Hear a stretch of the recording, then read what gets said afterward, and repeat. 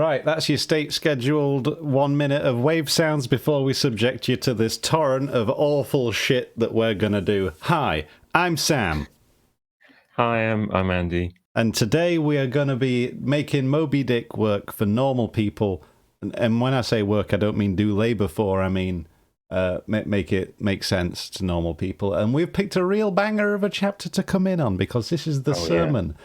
And we're going to be coming in at the words of a holy man who is going to talk to a very whale-focused crowd, I believe is what they're called in a church. Andy, is this correct? As far as I know, yeah, that sounds good. Crowds just sort of congregate in churches, and that's where they get yelled at by men in robes, which is something we can all aspire to. Before we go on, though, I'm going to bite the bullet because you've done the recap every time so far. Yes. And I'm just going to blitz it because very little has happened in like the last 4 weeks because he's just gone to a hotel and then he's gotten up and walked about town. Oh, shit, I should play the music. This is a recap. Yep. Okay, music's on. We join our hero Ishmael with no second name as he has begun the quest to go out and become a guy who does whaling because some guy said that it's a really good job. He doesn't know much about it himself, but one thing he does know is sailing and how to get on a boat.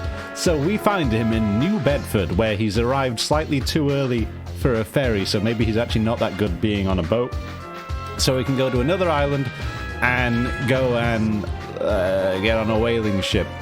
And that would be all well and good, but he's got an entire weekend to burn, so he's shacked up with a cannibal, who is the coolest guy on the planet and the most handsome and also comforting, called Queequeg. And we join them now in a church, which they just went to because they were bored, and the church is kind of boat-themed, and I'm based on the chapter title. Our fella, the priest, vicar, pastor, something like that. He's going to start talking. We're all going to learn a lot. It's a pretty long chapter. We're going to get through it pretty quick. Quack! Quick! Quack! You've been watching too many duck videos, haven't you? I have been watching a lot of duck videos, but also I've been drinking wine because it's a Friday night, and that's how you time an ending with the video there. Okay, cool. That was really good music. Andy, you couldn't hear the music again. I've still not set that up, but I trust you. It was production value. It was absolutely magnificent. I could hear the energy of it in your mad rambling. I'm just very excited, Andy. Rightly so. It's going to be a good chapter. It's time to learn about Christianity with Chapter 9, The Sermon. But before we get in, I want to tell you.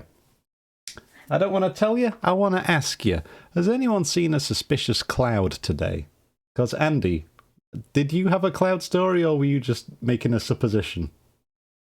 I have an old cloud story where I saw a cloud that looked just like a whale, and I thought that'd be good to bring up on the podcast sometime. But not having the picture to hand, it's less. You could effective. Just be lying. This might just be misleading. Yeah.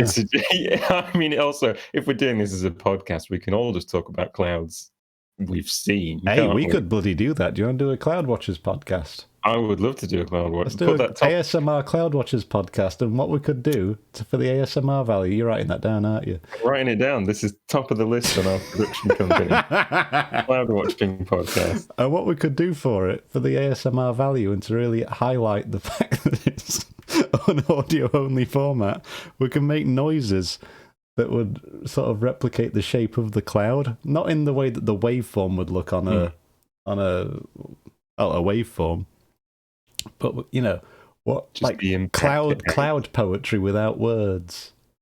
Oh, that'd be good, wouldn't it? People would listen to that. Description sorted: cloud poetry without words. Before this. Anyway, tags are just everything you can imagine. Yeah, we'll make it a hot tub stream just to get the fans in. Tick all the boxes. People are going to love it. But the cloud I saw today was possibly concealing a UFO because, right, I've also not got a picture to show. I took it on my phone, but I'm not going to show you my phone because you might see incriminating evidence. There was a big cloud, and above the cloud it was blue sky, and then a big cloud, and then below the cloud it was orange, Andy.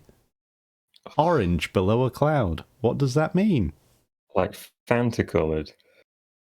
Like A bit like, yeah, or like a desert made of air had been in the way of the city, possibly attacking the heart of our financial services industry. And I say it's been a long time coming. Anyway. It is May the 1st tomorrow, isn't it? It's also Goblinization Day, which I feel like we should give a little salute to. That was news to me. In fact, I think that requires a bit of context, Sam, because I wasn't clear on why it was Goblinization Day. Over here, every day is a Goblinization Day. But in the more widely accepted parlance, Goblinization Day is in the RPG setting Shadowrun, which is what if modern day, boring, but fun, D&D. What if people were elves and there were vampires? And what if dwarves were different? And Goblinization Day is the canonical day in which 10% of the Earth's population are transformed into goblins, trolls, or other monstrous humanoids. And I just think we're ahead of the curve there, Andy. I can't wait to see which one I turn into. I'm going to say as well, I guess it's because it's a Friday night stream, but the energy in chat is just off the charts. I don't know if you're seeing it there. Oh, yeah. We've got Pog Faces. Oh, yeah. Is that a pizza? Oh, no, it's a snake. All right. Oh, there's a dog. JT's brought his dog. Oh, no, it's Emma, sorry. There's all sorts. There's a snake, there's dogs, there's humans, there's goblins. It's Goblinization Day, baby. There's no rules. I love it. This is what we need for a sermon in the book Moby Dick. We're going to keep this energy. This is going to be channeled into the... I keep wanting to call him a priest, but I don't know if that's technically correct. Just say preacher. I'd say that's a catch-all. I guess, but priest sounds so much more dismissive, you know? It's very, speak, priest! Preacher sounds reverent. And we're too edgy to be reverent. That's what I'm saying. Okay, so I'm going to get cracking with this little piece of crackling, and I'm going to begin. Chapter 9, The Sermon. Father Mapple rose, and in a mild voice of unassuming authority ordered the scattered people to condense. Starboard! Gangway there! Side away to larboard! Larboard! Gangway to starboard! Midships! Midships! There was a low rumbling of heavy-set boots among the benches, and a still slighter shuffling of women's shoes. It was all quiet again, and every eye on the preacher. All right, there's very little to change there. Yeah, what a nice, quiet opening to the show for everybody. Fucking hell, he's opening hot. If this is what church is like, then sign me up. I'll go get christened. I like that once a week your neighbours are just like... He's yelling nautical. Oh no! He's having the flashbacks. Yeah. He's ordered the scattered people. Okay, so this is too verbose. Oh wait, no, he wasn't yelling. Oh, I'm confused, Andy. Okay, we've got mild voice of unassuming authority, and then we've got exclamation marks, and he's yelling like a sailor. This is why exclamation marks are just bad, aren't they? They are. If you're not screaming them, what's the point? All right. I think it's better if he's yelling. Yeah, I can imagine an insistent whisper being like... Starboard, gangway there, sideway to larboard, larboard, gangway to starboard, midships, midships. Like a tired drama teacher. Yeah. Okay, we can just write that. Ordered the scattered people. No, we're just going to say the people. Ordered everyone to get settled down and look at him more. Because they were already looking at him. We've just covered that. Yeah. I think that next line as well, where it's just talking about the noises, it's pretty clear, isn't it? There was a low rumbling of heavy sea boots are a thing, among the benches, and a still slighter shuffling of women's shoes. Do we need to specify that women's shoes aren't sea shoes? Yes. Not women's sea shoes. Normal shoes for women. Emma says no microphone like in modern churches, got to project. Oh, you can project with that. Starboard gangway there! Side away to larboard. No, he's got to be a pirate. He's still going to be quiet, but he's just going to be like containing it. I want to retain an excuse for you to use your Peter Coffin voice. Me too. He's going to go fucking mental in a sec. Yeah. Not women's sea shoes, normal shoes for women. To be clear, because we've got to keep conversational tone. To be clear, and there's a space. Spaces are good. Help with the understanding. And all was quiet again, and every eye on the preacher. Okay. Right. He paused a little, then kneeling in the pulpit's bows, folded his large brown hands across his chest, uplifted his closed eyes, and offered a prayer so deeply devout that he seemed kneeling and praying at the bottom of the sea. This ended in prolonged, solemn tones, like the continual tolling of a bell in a ship that is foundering at sea in a fog. In such tones he commenced reading the following hymn, but, changing his manner towards the concluding stanzas, burst forth with appealing exultation and joy. So that means you probably have to read that bit, Sam, when we get to the end. Yeah, just got to go back. So we start off, change his manner. So he just goes really happy towards the end, but starts off a little bit sad. Well, we'll write that. Okay, so he paused a little, then kneeling in the pulpit's bows. He folded his big hands and looked up, and okay, cool. He folded his massive sailor hands, looked up at the ceiling, and wait, what did he actually do? He looks up and he gives a prayer so deeply devout. Okay, but he's not said the prayer yet. He does. He's about to. Oh, yeah. Wait, but this is the prayer, isn't it? No, this is the hymn. I thought, oh my god, there's so much church lingo. Yeah. If you're going to say the prayer, write it down. Go on. Folded his massive sailor hands, looked up at the ceiling, and did a prayer, which I shall not relate. He looked... it's a sea prayer as well. got to specify. And did a sea prayer, which I shall not relate. He looked so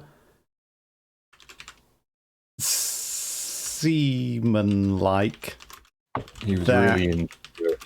If you didn't know you were on land, you'd swear you were looking at a guy on the bottom of the sea. I think this is classic Melville sleight of hand here, isn't it? Where he's just like, I'm going to keep using words about the sea, but if you actually scrutinize this, it's like, what the hell does that mean? What does that? He offered a prayer so deeply devout that he seemed kneeling and praying at the bottom. No, I get that. He's opening himself up to all the stuff at the bottom. There's nothing below him. Everything is above. But the rough part about that is all the people watching him are also below, so he's very dismissive of his audience, which is bad stagecraft. Wait, so they're below? He's at the bottom of the sea. He's Kanye West in it. See, it's like Kanye West thing where he was on the hovering light platform. But it was at Glastonbury. It wasn't for me. Was it a dream? Thankfully, no. Is there something else from that duck's dream? Context, the main thing I've been watching on Twitch lately is there's on the science and technology thing, it's like number 2 on that category. There's just someone set up a camera pointing at a duck pond on their farm, and you can give them tips and it will feed the ducks, and it's fucking brilliant. It really is. Anyway, so that's a little nautical aside there, because ducks live on water, same as whalemen and whales. Okay, so at the bottom of the sea, look at the guy on the bottom of the sea, looking up. This ended in prolonged some. Okay. This ended in. Wait. Okay. He finished off the prayer and held the note for ages. Long and solemn, like some bell ringing itself out.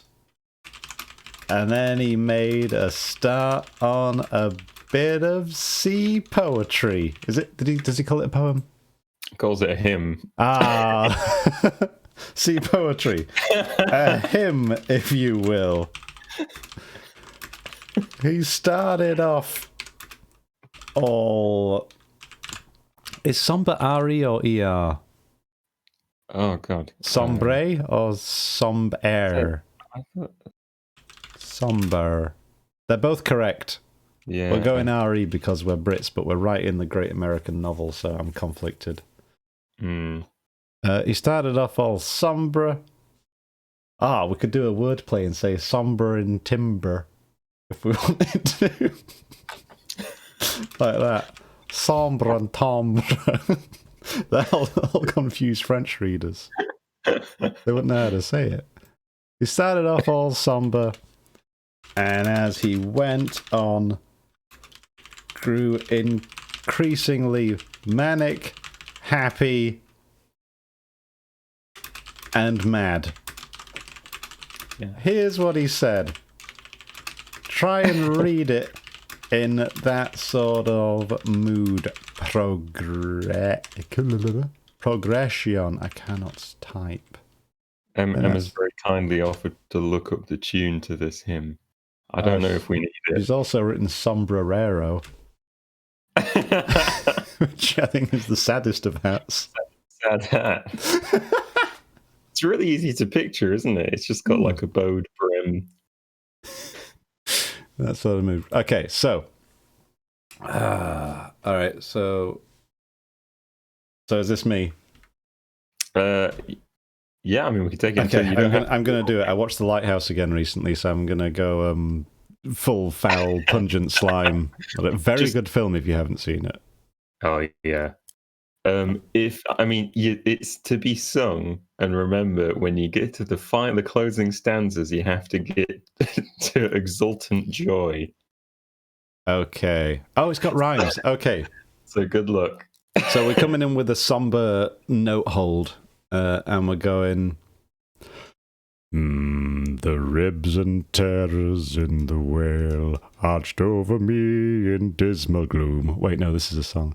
While all God's sunlit waves rolled by and lift me deepening down to doom, I saw the opening maw of hell with endless pains and sorrows there, which none but they feel could tell. Why was plunging to despair. In black distress I called my God when I could scarce believe him mine. I bowed his ear to my complaints, no more the whale did me confine. With speed he flew to my relief, as on radiant dolphin borne, awful yet bright as lightning shone the face of my deliverer God. My soul forever shall record that terrible joyful hour. I give glory to my God, his all the mercy and the power. And I apologize to the neighbours. They're not going to know what's going on now. They fucking are. They're calling the cops at this point. Yeah, now he seems happy. He's talking to God. I gotta strip this down. Let's go on a little storytelling excursion. So the ribs and all right, this is the story about a guy in a whale. The ribs and terrors in the whale arched over me, a dismal gloom. Oh, not liking that. While all God's sunlit waves rolled by and lift me deepening down to doom. Oh no, I'm underwater. Waves are cool, but there aren't any waves underwater.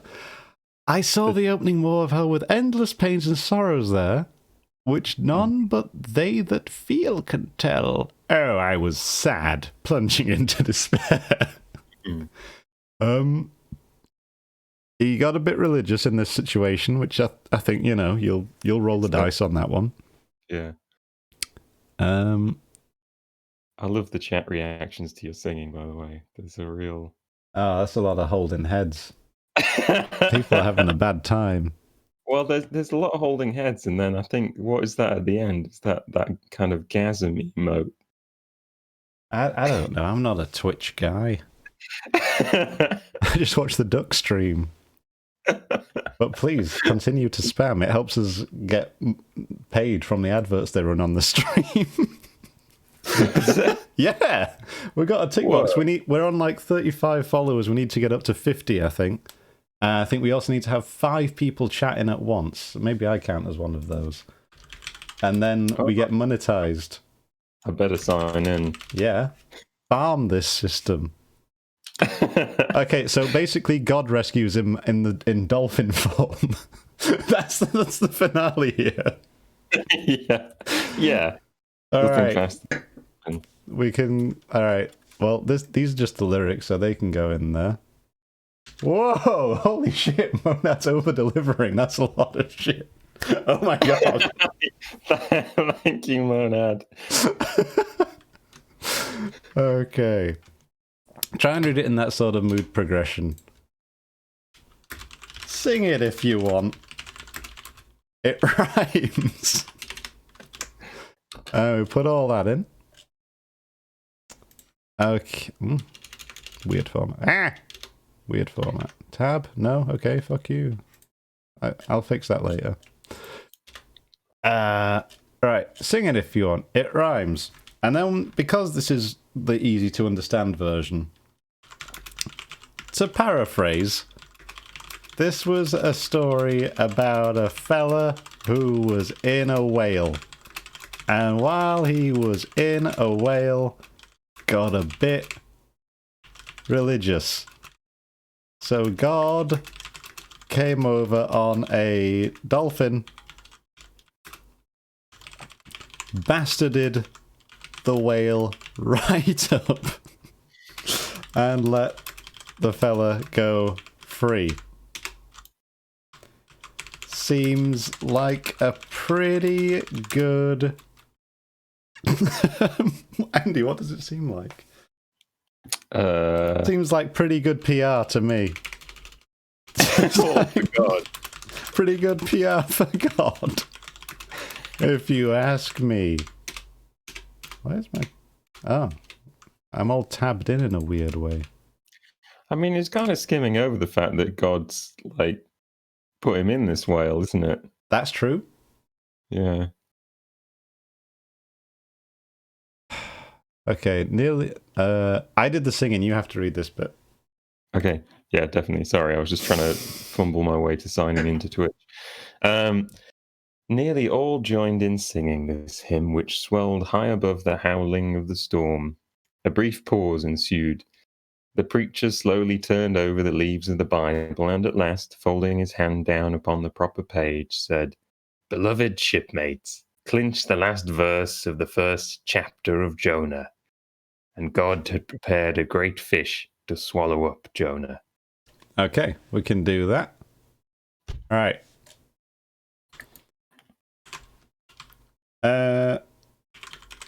Regardless of the convenience of the tale for the preacher's ends, everyone was really into it, singing along and stuff. They must have known the words.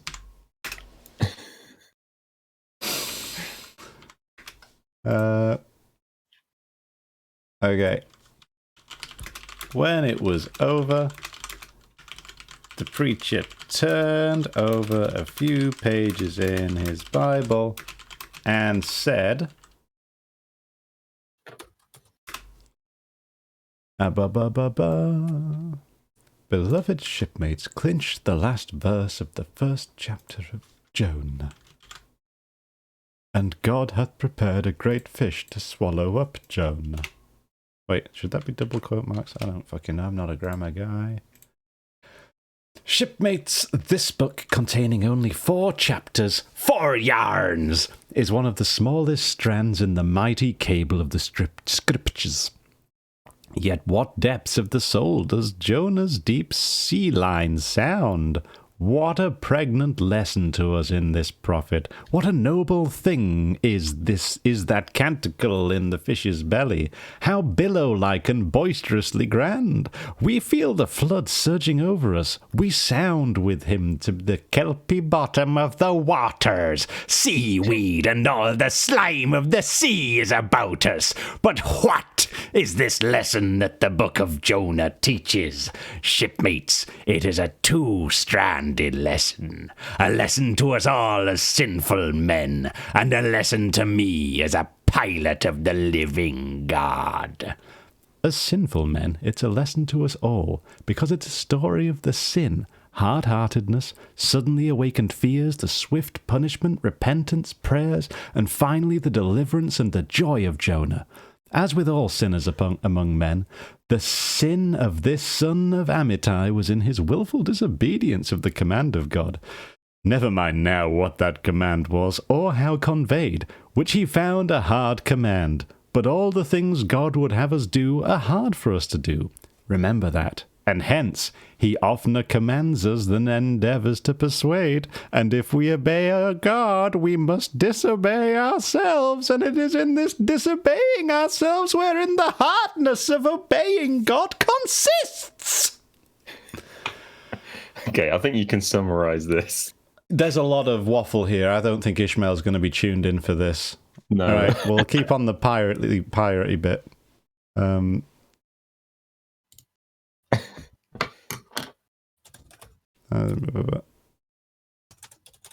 Okay, we'll go up to there, and that's when Ishmael's gonna tune out. Alright, so we got...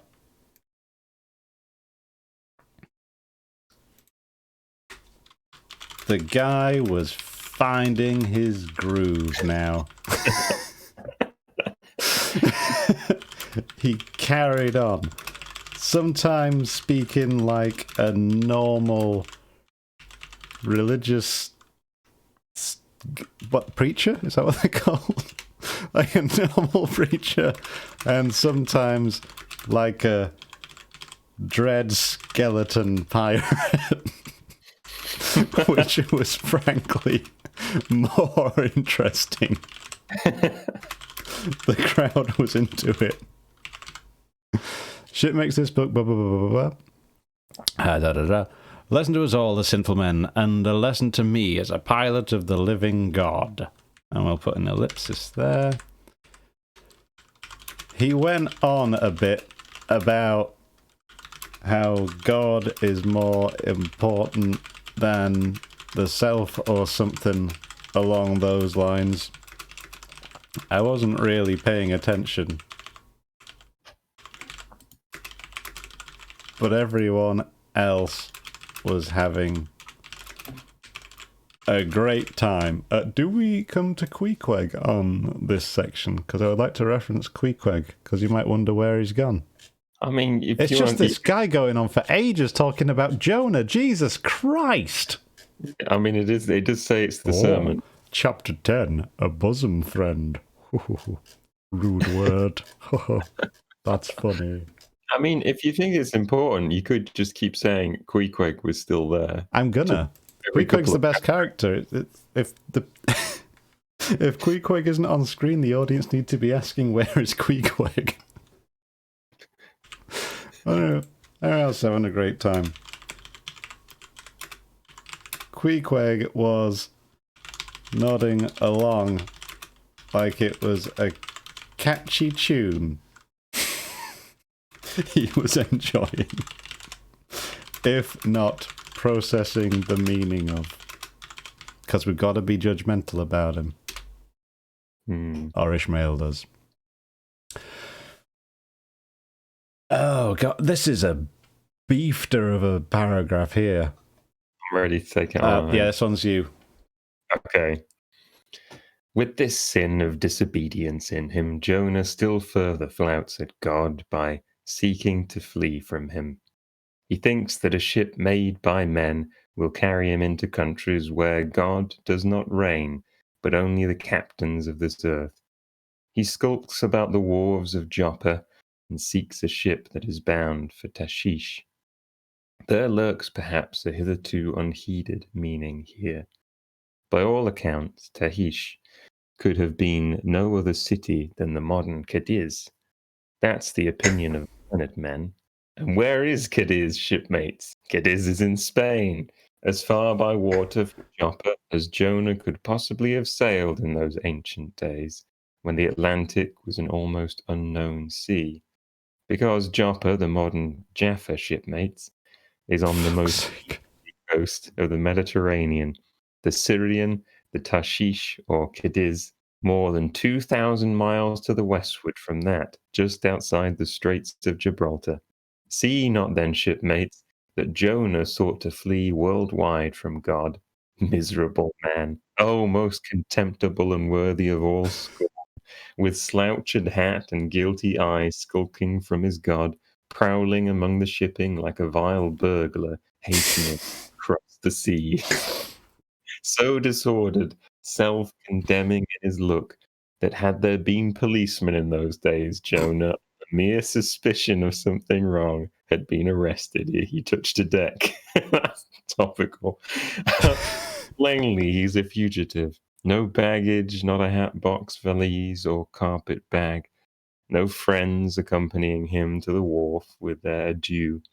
At last, after much dodging search, he finds the Tashish ship receiving the last items of her cargo. And as he steps on board to see its captain in the cabin, all the sailors for the moment desist from hoisting in the goods to mark the stranger's evil eye. Jonah sees this, but in vain he tries to look all ease and confidence, in vain essays his wretched smile. Strong intuitions of the man assure the mariners he can be no innocent. In their gamesome but still serious way, one whispers to the other, "Jack, he's robbed a widow," or, "Oh, do you mark him? He's a bigamist." "Sorry, lad, I guess he's the adulterer who broke jail in old Gomorrah, or belike one of the missing murderers from Sodom." Another runs to read the bill that's stuck against the spile upon the wharf to which the ship is moored, offering 500 gold coins for the apprehension for parricide, and containing a description of his person. He reads and looks from Jonah to the bill, while all his sympathetic shipmates now crowd round Jonah, prepared to lay their hands upon him. Frighted Jonah trembles, and, summoning all his boldness to his face, only looks so much more the coward. He will not confess himself suspected, but that itself is strong suspicion. So he makes the best of it, and when the sailors find him not to be the man that is advertised, they let him pass, and he descends into the cabin. Well, that was quite a spiel. Andy, correct me if I'm wrong, but over the course of this, we've the main thrust, the crux of this little speech is, let's say you're a guy called Jonah who's just cracked himself out of a whale. You haven't got a boat, and you're just going to turn up at some dock, and people are going to be like, "Where's this guy come from?" And you're going to say, "I got out of a whale," and they'll say, "A likely story. I bet you're that fucking nonce from whatever town." I don't think he's been in the whale yet, has he? What? Have I missed anything? No. Jonah's the guy who got in a whale, right? Yeah, but I think that's spoilers. I think you're skipping ahead. Are we talking? Is this Jonah the origin story? Yeah, this is the. Then what the fuck are we on about? Why are there all these sailors talking about him? This is like the Jonah. This is like the Joker. This is how he became Jonification. Yeah. Oh man. Yeah. So this is just a fun. It's just him fleshing out the story. It's like, you know what would make the story more fun? If a bunch of sailors stand around and imagine the crimes that he's guilty of. Are you sure? Because this seems like a stretch. It made sense when I thought he'd escaped from the whale, and people were like, "That sounds like bullshit." I think he's just trying to get away from God and everything. By the sound of it. Okay, well, I'll tell you what I'm going to do. It might, it might be that I've got the wrong end of the stick. The preacher was still going on about this Jonah guy. And he was really going on. I'm not going to cover everything here.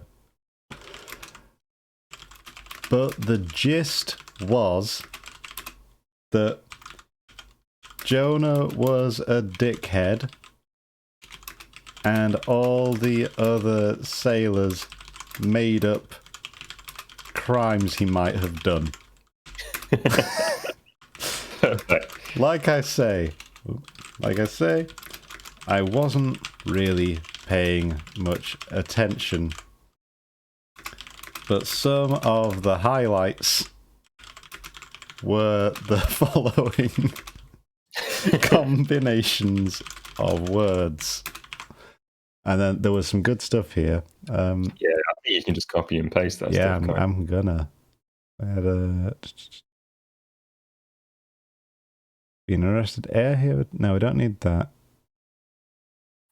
See how plainly he's a fugitive. No baggage, not a hat box, a valise, or a carpet bag. That's the sort of thing that a guy who's escaped from a whale wouldn't have. You think he's a fugitive from a whale?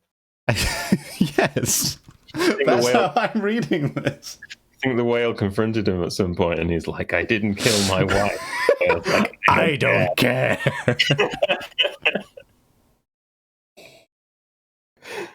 Watched that film the other day. It's all right. It's really good, isn't it?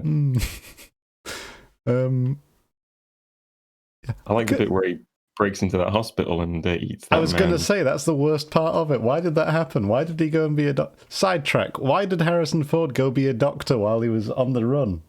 What was that about? He does heart surgery on a guy and tells another doctor he's shit at his job when he should have been running or sabotaging police cars. It's annoying. I haven't seen that film in years, and that's my most vivid memory of it, is that sequence. Very good part where a truck falls over at the start. That's good. Anyway, I got to find some quotes. Here we go. Yeah, it's in the quote marks. Jackie's robbed a widow. Jackie's robbed a widow. Jodie, mark him. He's a big miss. That's a good one. Such a good one. I'm going to use that when me and Emma are going for a walk around town. One of them murderers from Sodom. Now, I'm no geographer, but I don't even think Gomorrah's a real place these days. So this must have happened a good while back. Right. Is there anything else I should have put in there? I think all we need to know is that he's descended into the cabin at the end. They finally decide for any kind of ransom. Either way, all the sailors made fun of him and then let him on their ship. Okay, and I'm glad you've got this bit because there's lots of captain shouting. Oh, there's a captain. Cool. Yeah. Right. Who's there? Cries the captain at his busy desk, hurriedly making out his papers for the customs. Who's there? Oh, how that harmless question mangles Jonah. Oh, sorry. Who's there? Oh, how that harmless question mangles Jonah. For the instant, he almost turns to flee again, but he rallies. I seek a passage in the ship to Tarshish. How soon sail ye, sir? Thus far, the busy captain had not looked up to Jonah. Oh, what a fucking baller move. He doesn't even see anyone. He's not even bothering to look up. He's just yelling who's there all the time until someone answers. Yeah, he must do that every time one of the group. though the man now stands before him, but no sooner does he hear that hollow voice than he darts a scrutinizing glance. "We sail with the next coming tide." At last he slowly answered, "Coming tide." Still intently eyeing him. "No sooner, sir. Soon enough for any honest man that goes a passenger. Ha! Jonah, that's another stab." Oh shit, it's the priest again. "Ha! Jonah, that's another stab." But he swiftly calls away the captain from that scent. "I'll sail with ye," he says. "The passage money, how much is that? I'll pay now." For it is particularly written, shipmates, that if it were a thing not to be overlooked in this history, that he paid the fare thereof, ere the craft did sail, and taken with the context, this is full of meaning. That's how I got 100% on media studies, by the way. You just put quotes in, and then say this is full of meaning. Nice. English and media studies teachers hate this one simple trick. Yeah, I hate it.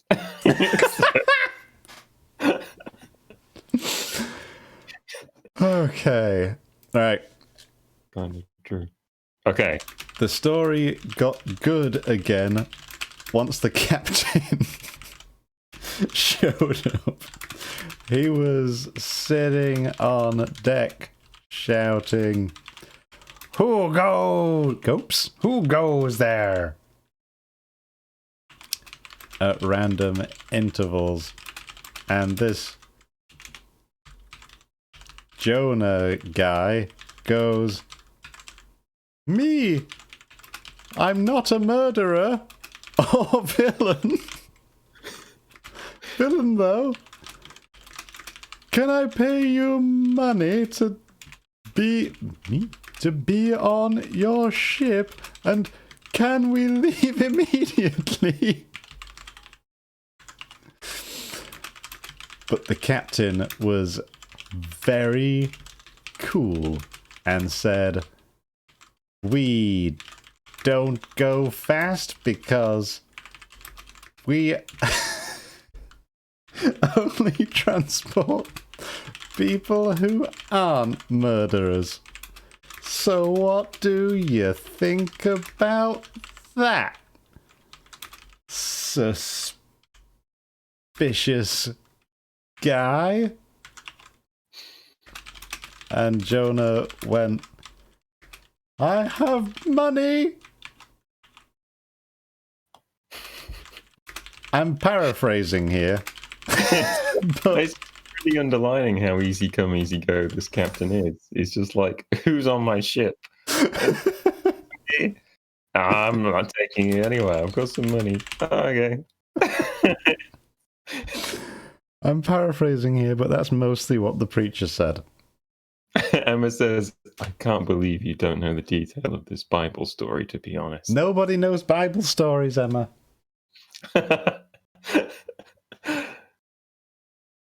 Oh, yeah, because sure it was written Jonah. back in the day. Yep. Right.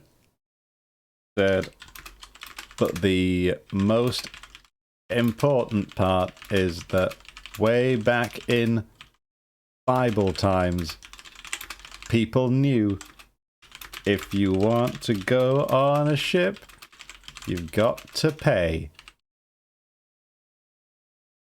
Unless you're the kind of guy like I was, where people pay you to go on ships. I'm a sailor. Right. Nice. Okay. Now, Jonah's captain, shipmates, was one of those whose discernment detects crime in any, but whose cupidity exposes it only in the penniless. In this world, shipmates, sin that pays its way can travel freely and without a passport, whereas virtue, if a pauper, is stopped at all frontiers. So Jonah's captain prepares to test the length of Jonah's purse ere he judge him openly. He charges him thrice the usual sum, and it's assented to. Then the captain knows that Jonah is a fugitive, but at the same time resolves to help a flight that paves its rear with gold. Yet when Jonah fairly takes out his purse, prudent suspicion still molests the captain. He rings every coin to find a counterfeit.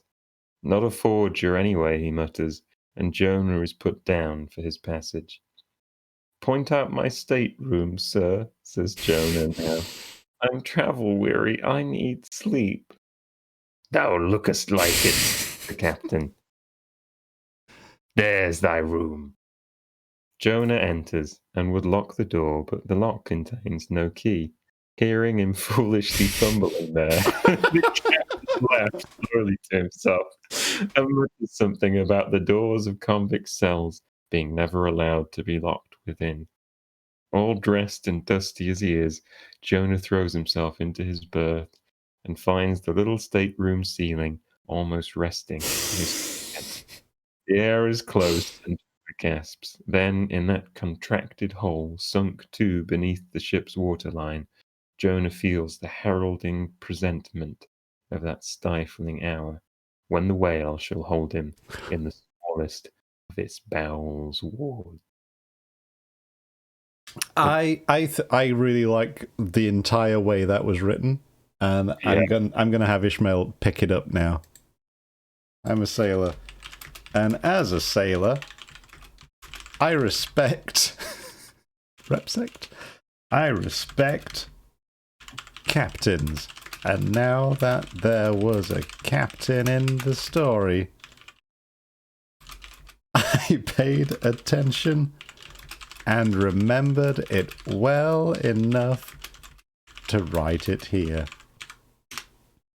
Yeah, that's covering ourselves there with our unreliable narrator. Nice. And I'm just going to change the end of that because that's a little bit confusing. I like the Chekhov's gun that's going on in here, where we all know the rule that if you mention a whale's bowels, someone's going into it. Yeah. Somebody's going to get digested. Comic source. All right. Air is close and Jonah gets there. And they're going to. Jonah felt. I'm not sure what a heralding presentiment of a stifling hour is. Okay. Jonah had a future flashback. Yeah, that's it. Jonah felt like he was having Chapter 1 callback. Yeah, a future flashback to a time when. Oh, I'm just going to say a whale. He doesn't know it's going to be the whale. When a whale shall hold him in the smallest of his bowels wards.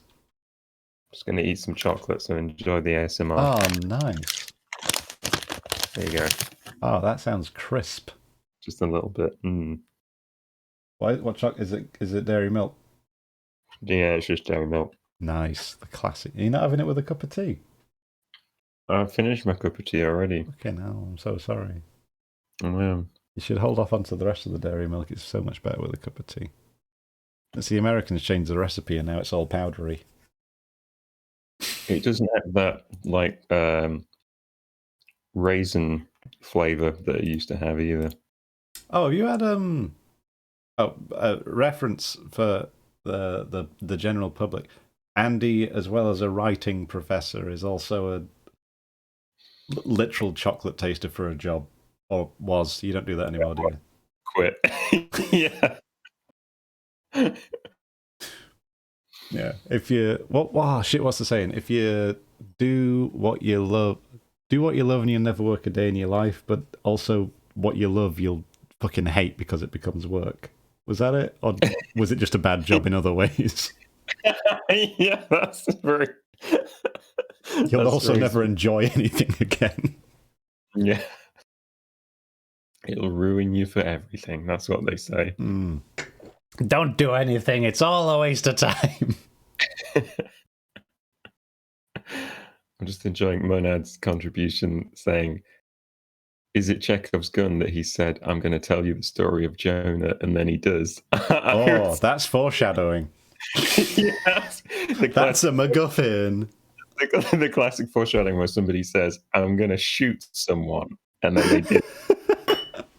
Oh, he did tell us. He did tell us. And Chekhov's right. It would be disappointing if he then didn't shoot anybody. All right, I'm going to get cracking on this next paragraph. We are... Oh, there's still quite a ways to go on this chapter. Are we even halfway through it? Were you going to ask me a chocolate question, by the way, before I wasn't going to ask you a chocolate question. That sounds like $1 million question type thing, doesn't it?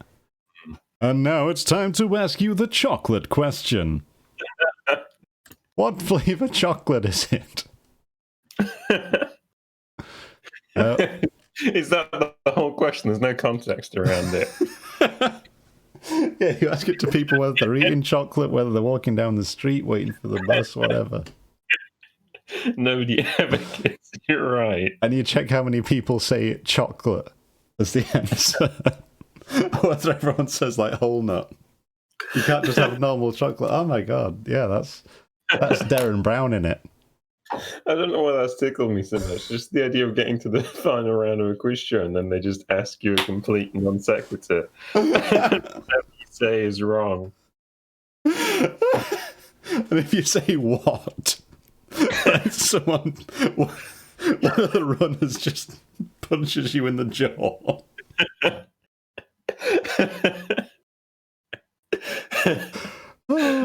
Should I put that in the list of... Yeah, we'll do that with that production company. We'll pitch that to Channel 4. Every question you get wrong, a runner assaults you in some way. We can call it the tough guy quiz. The first question is, tough guy, eh? The hard-boiled quiz. Okay, back on with this. I don't know if we're going to get through all of this chapter today because it's a fucking... lots of digressions, but I think it's worth it. It's a Leviathan. I think we'll go till 9, then we'll call it. Does that sound all right? Wait. Wait, oh, shit! I'm looking at the wrong clock, or just reading numbers wrong. Anyway, we'll go another 15 minutes or so. Sure, yeah. Okay, so... Screwed at its axis against the side, a swinging lamp slightly oscillates in Jonah's room, and the ship heeling over towards the wharf with the weight of the last bales received, the lamp, flame and all, though in slight motion, still maintains a permanent obliquity with reference to the room. Though in truth infallibly straight itself, it but made obvious the false lying levels among which it hung. The lamp alarms and frightens Jonah, as lying in his berth his tormented eyes roll around the place, and this thus far successful fugitive finds no refuge for his restless glance. But that contradiction in the lamp more and more appalls him. The floor, the ceiling, the side are all awry. Oh, so my conscience hangs in me, he groans. Straight upwards, so it burns, but the chambers of my soul are all in crookedness. Awesome. I want to do audiobooks now. This is a lot of fun. I think yeah. Stepping stone. Moby Dick's like a gateway for audiobooks. Okay, screw it. All right, I can translate this a little bit neater because it's there's a lot of good language in here, and we're not here for good language. We're here for simple language. The boat was shaking about, as boats do when things are... You're doing AC/DC lyrics there. No. Shaking my boat, looking at a lamp. It's pretty scary. The boat was shaking about, as boats do when things are being loaded in. Like what was happening here. And Jonah, being a villain, got it into his head that that everything around him was fucked up and forgot that boats just move around because they're on water. One thing that moved around relative to his own head was the fire in the lamp. Because the lamp was burning straight up, you see. But the boat wasn't always straight up itself. And who's ever seen a fire in a lamp go from side to side? Not Jonah. He hated it. And then we'll get his little quote in here. Oh, so my conscience hangs in me. Me. I'm glad this guy got ate by a whale. And that's where the story ends. In conclusion, God sent a whale to eat him. Yeah, let's throw that in. Frankly, it's no wonder God sent a whale to eat the guy. He was awful. No wonder the captain charged... just overcharged him. The captain overcharged him. Excellent. And then we get to... Okay, this is you. Yep. Like one who, after a night of drunken revelry, hies to his bed still reeling, but with conscience yet pricking him, as the plungings of the Roman racehorse, but so much the more strike his steel tags into him, as one who, in that miserable plight, still turns and turns in giddy anguish, praying God for annihilation until the fit be past. And at last, amid the whirl of woe he feels, a deep stupor steals over him, as over the man who bleeds to death. For conscience is the wound, and there's naught to staunch it. So, after sore wrestlings in his birth, Jonah's prodigy of ponderous misery drags him drowning down to sleep. All right. A few bit of figurative language going on here. There is, and you know how I'm going to handle that? Eventually, though... Oh, we got to have quotes. Eventually, though, Jonah whined himself to sleep. Solved. Right. You're going to put some wrestling in there when it said after. Oh, I'm tempted. Dreaming of wrestling. He finally fell asleep. Oh, fuck's sake. All right, yeah. I think that covers it for that. All we need to know is he went to sleep. We got to cut this down. And now, the time of tide has come. The ship casts off her cables, and from the deserted wharf, the uncheered ship for Tarshish, all careening, glides to sea. That ship, my friends, was the first of recorded smugglers. The contraband was Jonah, but the sea rebels. He will not bear the wicked burden. my throat really hurts. A dreadful storm comes on, and the ship is like to break. But now, when the boatswain calls all hands to lighten her, when boxes, bales, and jars are clattering overboard, when the wind is shrieking and the men are yelling, and every plank thunders with trampling feet right over Jonah's head, in all this raging tumult, Jonah sleeps his hideous sleep. He sees no black sky and raging sea, feels not the reeling timbers, and little hears or heeds. He, the far rush of the mighty whale, which even now with its open mouth is cleaving the seas after him. Aye, shipmates, Jonah was gone down into the sides of the ship, a berth in the cabin as I have taken it, and was fast asleep. But the frightened master comes to him, and shrieks in his dead ear, "What meanest thou, O sleeper? Arise!" Startled from his lethargy by that direful cry, Jonah staggers to his feet and, stumbling to the deck, grabs a shroud to look out upon the sea. But at that moment he is sprung upon by a panther billow leaping over the bulwarks. Wave after wave thus leaps into the ship, and finding no speedy vent, runs roaring fore and aft, till the mariners come nigh to drowning while yet afloat. And ever, as the white moon shows her affrighted face from the steep gullies in the blackness overhead, aghast Jonah sees the rearing bowsprit pointing high upward, but soon beat downward again towards the tormented deep. Awesome. I like that you prefaced most of that section by saying, "My throat hurts." You can't fight the tide, Andy. That's the main thing we're going to learn in this experience. Oh, God. That's a lot to translate. I mean, I think you can do it in a few lines, like you did with the previous one. I really like this. Asleep.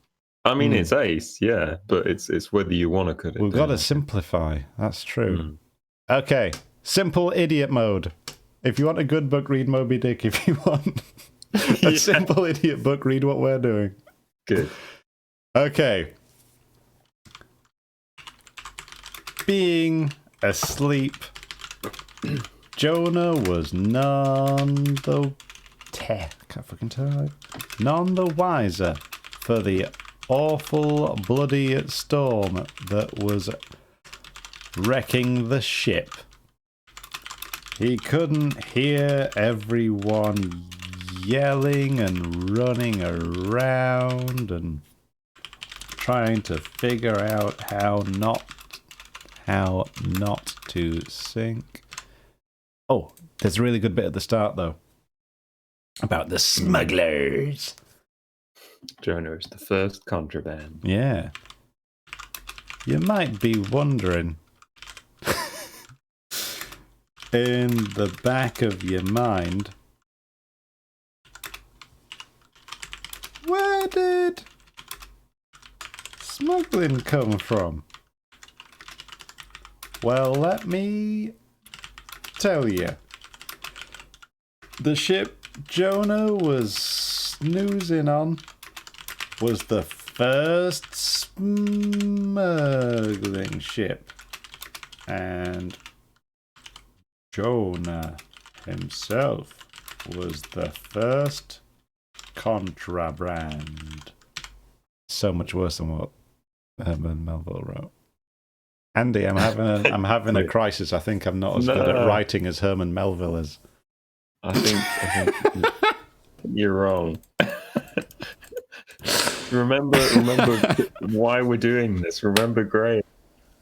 It's been too close to me watching The Lighthouse. I'm already in 1800s American pirate voice mode. What does a timberman like you want with being a wiki? That kind of thing. Yeah, he just also when he says Canada instead of Canada, which I love. And there's just loads of wanking. Yeah, actually tons of wanking in that film.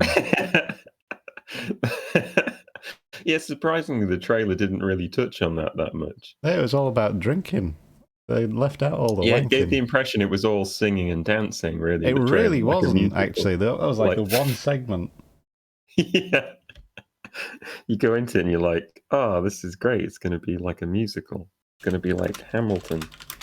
Oh, fucking hell. Have you seen Hamilton? I've tried. I've also tried. It's 6 hours long. It's not a reflection on Hamilton, because I think it's a great idea, but I always get like 10 minutes into anything like that, and I'm like, I don't like musicals. Yeah. It's not really musicals' fault. It's just that you have to like them to be on board.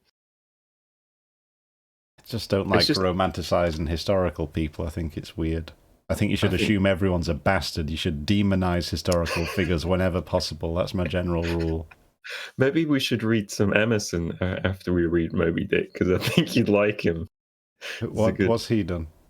He wrote an essay called Self-Reliance, which you've basically just paraphrased. It's like, yeah. But then, ironically, I guess you're not really meant to like Emerson either if you follow his own advice. No, he's probably a dickhead and I'll not respect him. But that's what he tells you to do, so it's cool. Oh, no, I'm playing right into his hands. He's won. He's got all bases covered. But he also didn't hear the massive whale chasing after him. Its mouth all open and huge and scary. Ready to gobble him up. You don't hear gobble him up in enough fiction these days. No, you don't. Especially not from whales. Until now. Oh, okay. It'd be great in nature documentaries as well, wouldn't it?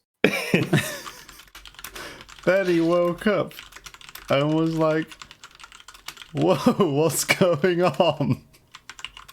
And ran onto the deck straight into a wave, which carried him overboard without anyone even noticing.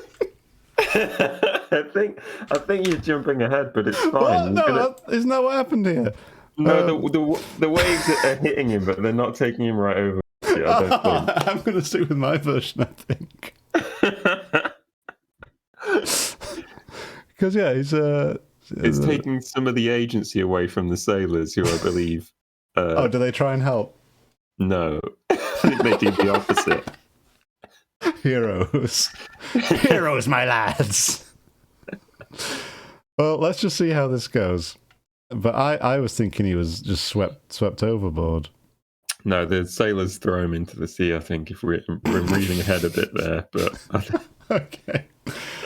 All right, this one's you. Terrors upon terrors, Andy. Okay.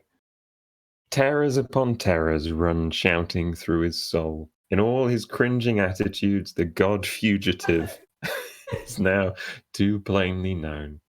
The sailors mark him, more and more certain grow their suspicions of him, and at last, fully to test the truth, by referring the whole matter to high heaven, they fall to casting lots, to see for whose cause this great tempest was upon them. The lot is Jonah's, that discovered. Then how furiously they mob him with their questions. What is thine occupation? Whence comest thou? Thy country? What people? But mark now, my shipmates, the behaviour of poor Jonah. The eager mariners but ask him who he is and where from, whereas they not only receive an answer to those questions, but likewise another answer to a question not put by them. But the unsolicited answer is forced from Jonah by the hard hand of God that is upon him. All right, let's cover this. That's pretty easy. So we'll come back about this. It was very funny way around to the deck and a wave carried him overboard. So we'll do a Dan Brown. I'll say, almost. He grabbed the side and pulled himself back aboard with trembling hands. Sailors looked at him. They figured this storm was bullshit. And they were about to find out who among them was the bull. Oh my god, I love Dan Browning it. It's great. They got their various gambling tools out.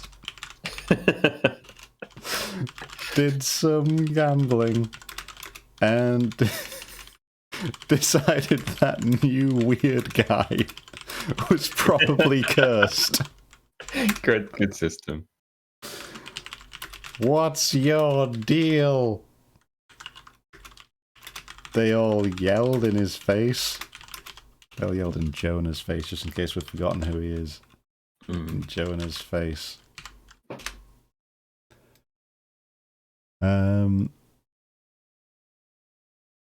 I think what's your deal covers what's your occupation, where are you from, what's your country, what your people. And then Jonah brings religion into it. Is Hebrew religion or is... I don't know. It's all old. Yeah.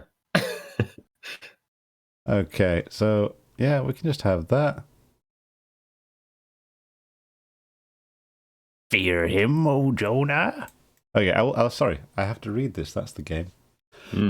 I'm a Hebrew, he cries, and then, I fear the Lord of the God of heaven, and who hath made the sea and the dry land. Fear him, O Jonah. Aye, well mightest thou fear the Lord God. Then, straightway, he now goes on to make a full confession, whereupon the mariners become more and more appalled, but still are pitiful, for when Jonah, not yet supplicating God for mercy, since he but too well knew the darkness of his deserts, Not desserts. when wretched Jonah cries out to them to take him and cast him forth into the sea, for he knew that for his sake the great tempest was upon them. Wait, what? They mercifully turn from him and seek by other means to save the ship, but all in vain. The indignant gale howls louder, then with one hand raised, invokingly to God, with the other they not unreluctantly lay hold of Jonah. He's giving a lot of credit to the sailors. It's like they tried a bunch of other things to save the ship, but when that didn't work, they decided... he goes, "It's me! I'm a Hebrew! I'm the reason that the ship's fucked! Throw me overboard, boys!" And they go, And then nothing else works, so then they throw him over. Yeah.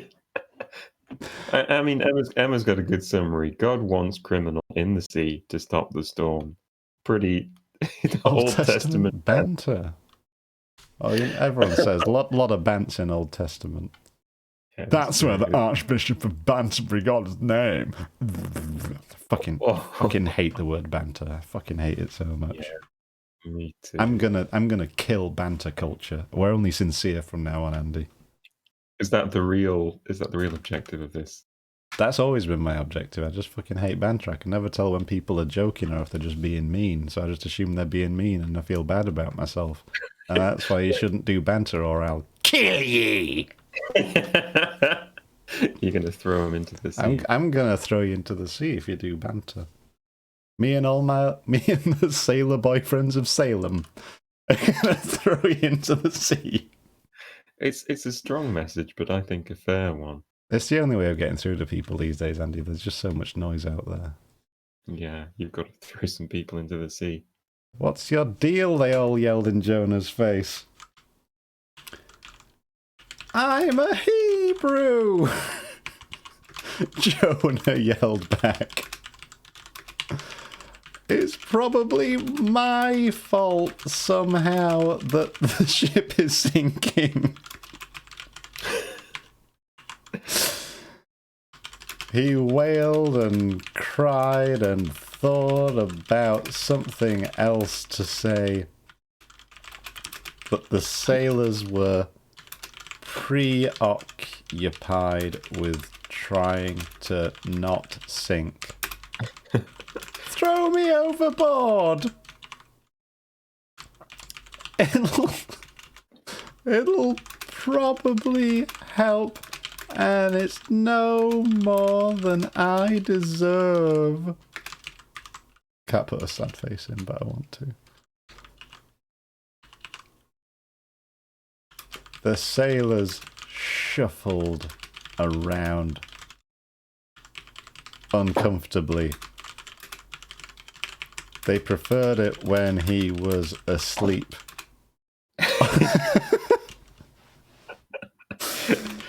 They looked for other options to save the ship, but it was boned. They grabbed Jonah. And we'll get to the end of this bit, and I think we'll stop for the day, because it's still a fair way to go.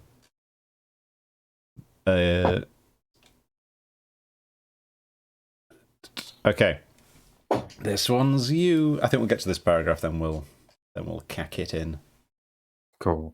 I do like this chain of events, by the way, where it's like, I thought the captain was waking him up to be like, this is all your fault, but actually the captain just wanted to wake him up and bring him out on deck for other reasons, I guess.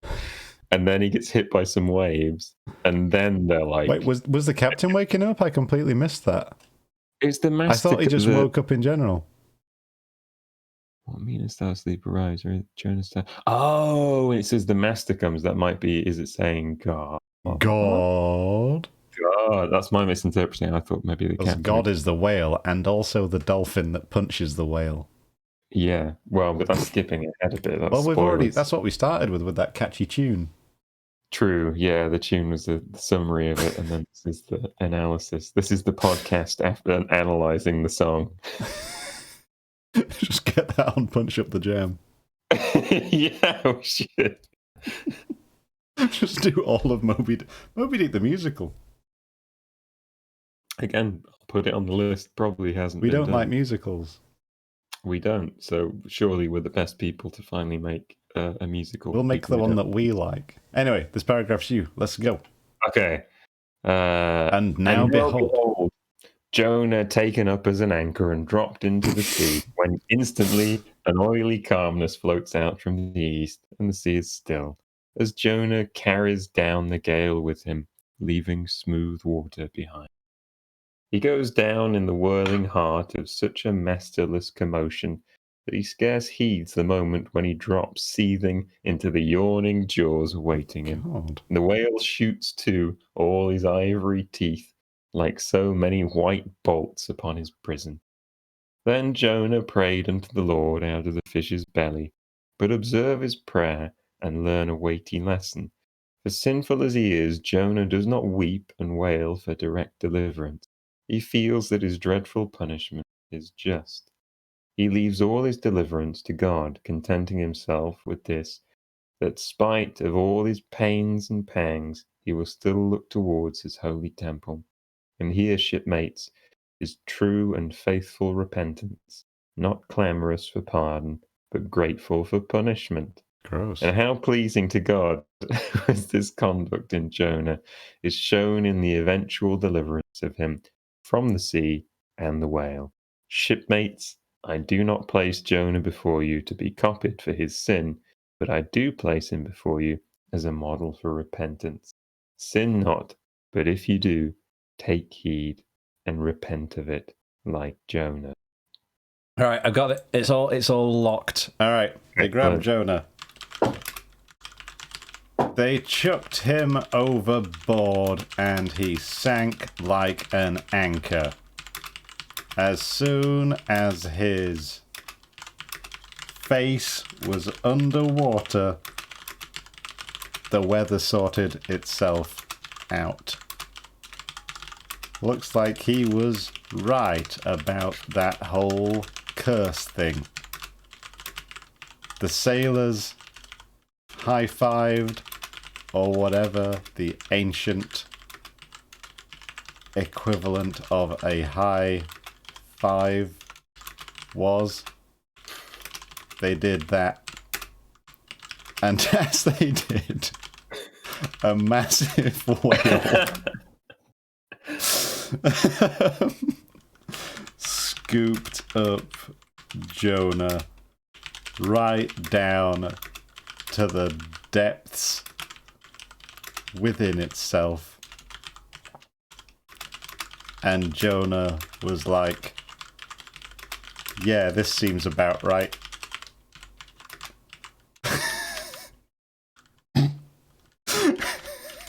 God saw this and was impressed. Was impressed, if not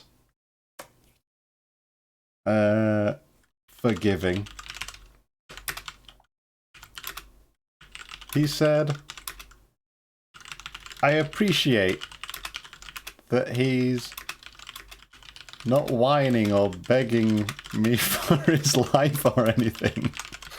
He's really just going to take being eaten by a whale. What a champ. And that's why church fans, that's why I say, if you're going to sin, don't apologize and hope that everything can be forgiven. Apologize and know that you deserve to be eaten by a whale or whatever similar punishment the Lord might send your way.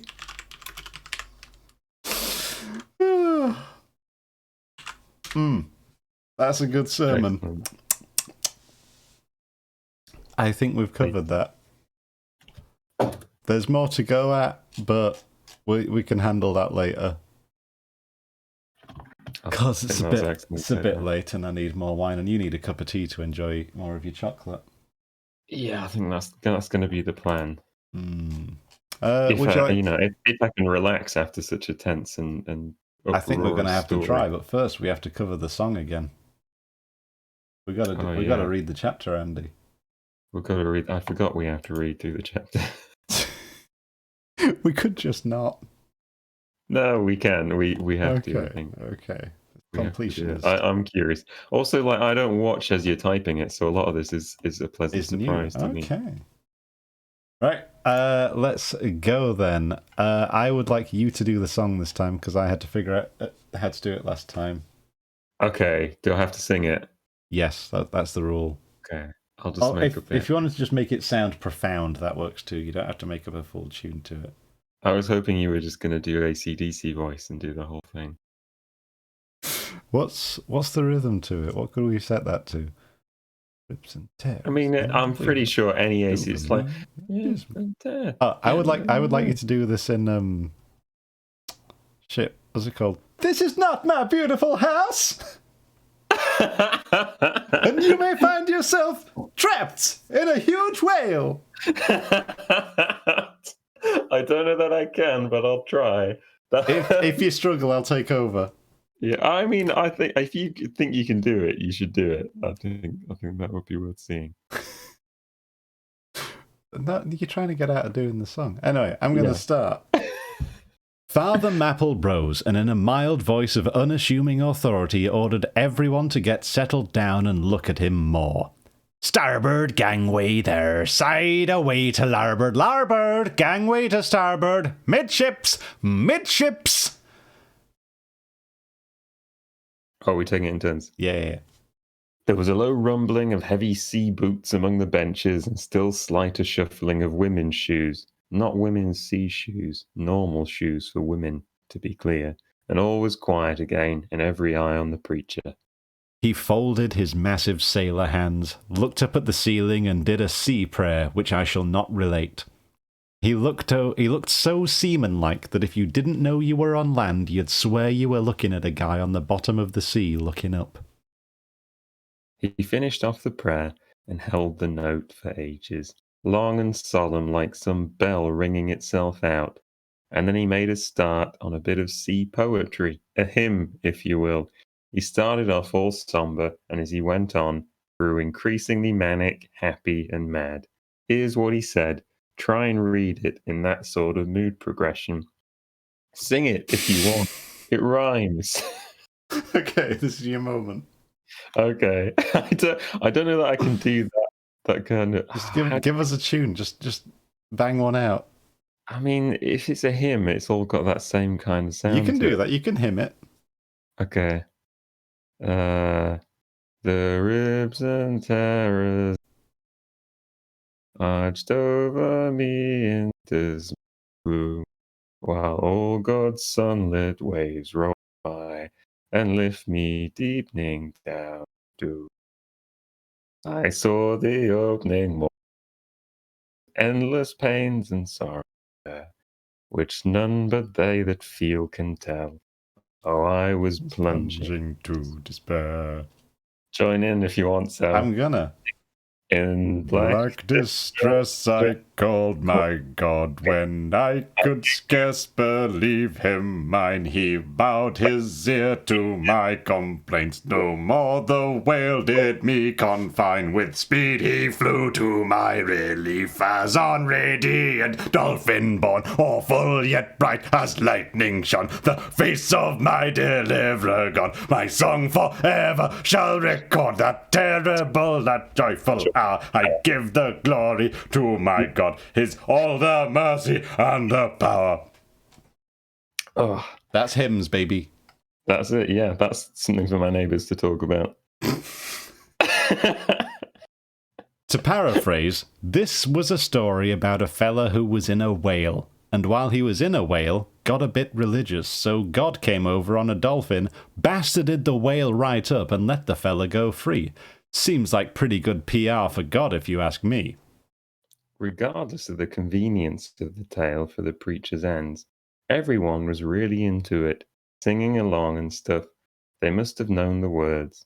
When it was over, the preacher turned over a few pages in his Bible and said, "Beloved shipmates, clinch the last verse of the first chapter of Jonah, and God had prepared a great fish to swallow up Jonah." The guy was finding his groove now. He carried on, sometimes speaking like a normal preacher and sometimes like a dread skeleton pirate, which was frankly more interesting. The crowd was into it. Shipmates, this book, containing only 4 chapters, 4 yarns, is the smallest strands in the mighty cable of the scriptures. Yet what depths of the soul does Jonah's sea line sound? What a pregnant lesson to us in this prophet. What a noble thing is that canticle in the fish's belly. How billow-like and boisterously grand. We find the floods surging over us. We sound with them to the kelpy bottom of the waters. Seaweed for all the slime of the sea is about us. But what is this lesson that the book of Jonah teaches? Shipmates, let me tell you, it's a 2-stranded lesson. A lesson to us all as sinful men, and a lesson to me as a pilot of the living God. He went on a bit about how God is more important than the self, or something along those lines. I wasn't really paying attention, but everyone else was having a great time. Queequeg was nodding along like it was a catchy tune he was enjoying, if not processing the meaning. The preacher was still going on about this Jonah guy, and he was really going on. I'm not going to cover everything here, but the gist was that Jonah was a dickhead and all the other sailors made up crimes he might have done. Like I say, I really wasn't paying much attention, but some of the highlights were the following combinations of words. Jack, he's robbed a widow. Joe, do you mark him? He's a bigamist. Harry, lad, I guess he's the adulterer that broke out of jail in old Gomorrah, or be like one of the missing murderers from Sodom. The full cast of EastEnders. Oh yeah, we've covered everything. That's Lord of the Rings. It's Goblinization Day. Meat's back on the menu, boys. Somebody brought up a good point where they're like, what is a menu to an orc? Orcs will know what menus is. It's where you list what you're going to eat. Do they do much of that? Yeah. Just because we didn't explore much of orc culture doesn't mean it didn't exist. They didn't have restaurants. They were like elves once. Oh. I know, we can't talk about Lord of the Rings. It's within license. We'll get sued. Oh, that's true. Oh, God. Sorry. I've already ruined it.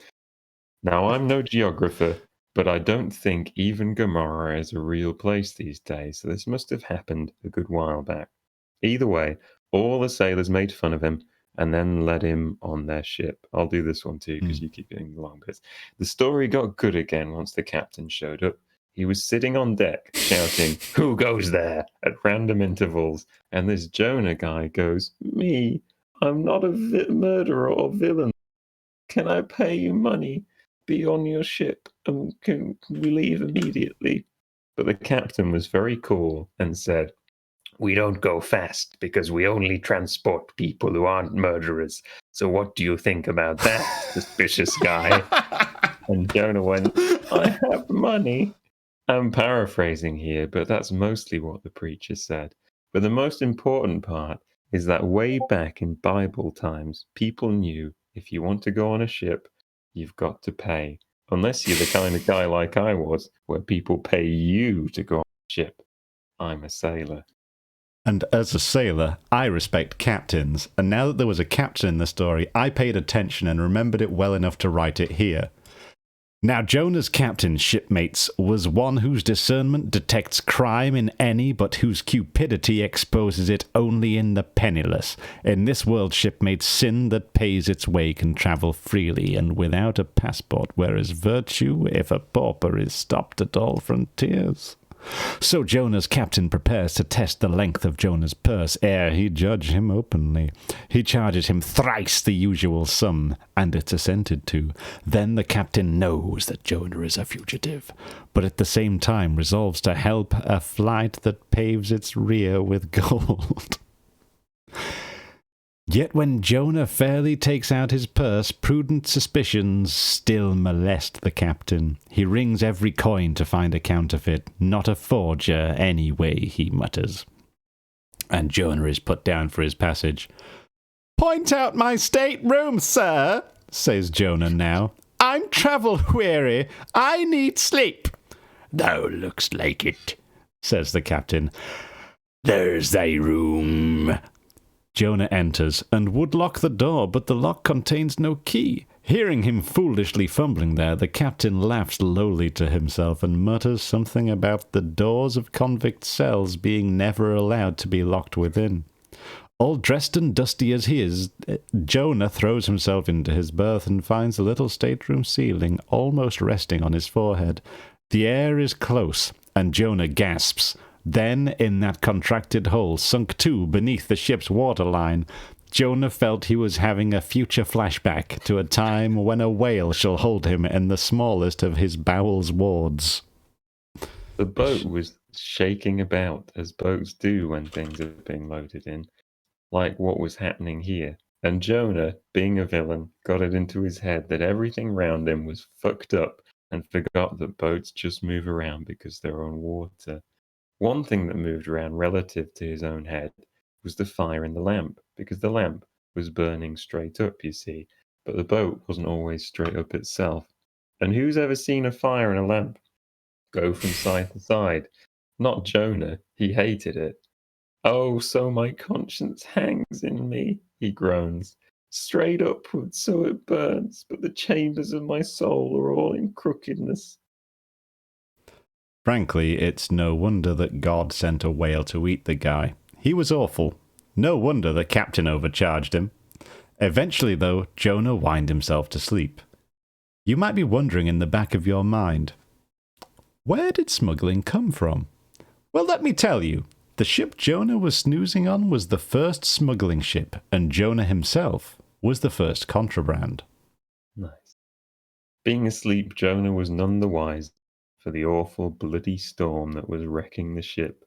He couldn't hear everyone yelling and trying to figure out how not to sink. But he also didn't hear the massive whale chasing after him, its mouth all open and huge and scary, ready to gobble him up. Then he woke up and was like, "Whoa, what's going on?" and ran onto the deck, straight into a wave which carried him overboard without anyone even noticing. Almost. He grabbed the side and pulled himself back aboard with trembling hands. Sailors looked at him. I'll get this bit. Sailors looked at him. They figured this storm was bullshit, and they were about to find out who among them was the bull. They got their various gambling tools out, did some gambling, and decided that the new weird guy was probably cursed. "What's your deal?" they all yelled in Jonah's face. "I'm a Hebrew," Jonah yelled back. "Probably my fault somehow that the ship is sinking." He wailed and cried and thought about something else to say, but the sailors were preoccupied with trying to not sink. "Throw me overboard, I'll probably help, and it's no more than I deserve." The sailors shuffled around uncomfortably. They preferred it when he was asleep. They looked for other options to save the ship, but it was boned. They grabbed Jonah. They chucked him overboard and he sank like an anchor. As soon as his face was underwater, the weather sorted itself out. Looks like he was right about that whole curse thing. The sailors high-fived, or whatever the ancient equivalent of a high-five was. They did that. And as they did, a massive whale scooped up Jonah right down to the depths within itself, and Jonah was like, "Yeah, this seems about right." God saw this and was impressed, if not forgiving. He said, "I appreciate that he's not whining or begging me for his life or anything. He's really going to just take being eaten by a whale. What a champ." And that's why, church fans, that's why I say, if you're going to sin, don't apologize and hope that everything can be forgiven. Apologize and know that you deserve to be eaten by a whale, or whatever similar punishment the Lord might send your way. Jesus. We've learned a lot today about religion, I think. I think we're ready to do sermons, aren't we? It's like a crash course. You just have to tell horrible stories about people, things that have happened to people and why they deserved it. Strong sense of threat. People have got to be scared, and you've got to tell them stories that will get them scared related to their occupation and also ways that their relatives have died. Yeah. Hey guys, I know a lot of you have had friends that have been eaten by whales. Let me tell you about a little guy called Jonah. Yeah. He knows his audience. Man. Alright. It's pretty late and that's been a pretty good chapter, I think. So I think without further ado, we should probably just pack it in there and see you again next weekend, because I'm not going to be on this weekend. Have a nice time. You also have a nice time, and you have a nice time, people watching at home, or wherever you are. You should be at home because there's a pandemic on, I guess. Yeah. I don't even know what the rules are these days, but yeah, we'll figure it out. Anyway, gonna see y'all later, and let me just leave you the soothing sounds. Oh no, tell you what I'm going to put on. I'm not going to put whale sound. Shit, I spoiled it. I'm not going to put wave sounds on. I'm going to put whale song on to lull us to the outro here. Yeah, 8 hours of whales on YouTube. If you listen really close, you can hear the people trapped inside. Oh my god, there's a really bad... I'm just going to put the... Look at this awful whale picture. Look at that CGI eyeball. That's incredible. Anyway, that's going to sing you out, because you've had enough singing from us today. And I'll see y'all later. Night-night. Bye.